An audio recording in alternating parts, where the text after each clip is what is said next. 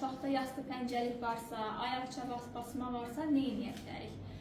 X-varitis varsa nə edə bilərik?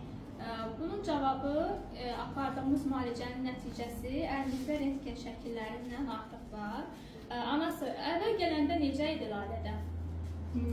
Qaçanda qaçmağı falan zəif idi, yıxılırdı, ayağı bir-birinə dolaşırdı, çox zəif idi, yəni yemək. Ayağı dolaşırdı, tez-tez yıxılırdı, ayağında əyrilik daha çox hiss olunurdu. Basma, axsamağı da var idi. Ağrılar da daha çox. Ayağında ağrılar daha çox idi. Bugün neçə gündür gəlirik? 13 gündür. Bugün 13 gündür gəlirik və fərqlər nədir?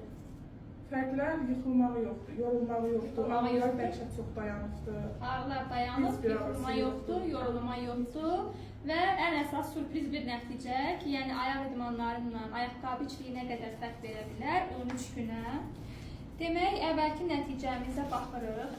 İlk dəfə 13 gün əvvəl ayaq rentgeni eləyərkən sağ ayağın hündürlüyü yerdən 17 idi, sol ayaqda 20 idi. Ayaqqabı içliyimizi hələ ki bugün götürməyə gedəcəyik, amma bugün idmanların nəticəsində, müalicənin nəticəsində təkrar bir rentgenə baxdıq. 2 milliyə qədər, hətta ayaqqabı içliksiz belə 17-miz olub 19,7, yəni 20-yə yaxın, 3 milliyə yaxın fərq, 20-miz olub 22.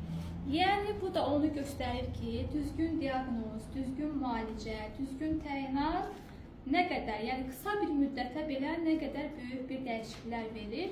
Müalicə kursumuz 21 gündür, ondan sonra 2 ay evdə idmanlar, hərəkətlər və belə deyək ki, bu pasiyentimiz 5 yaşında bu problemlərin hər birindən xilas olacaq inşallah.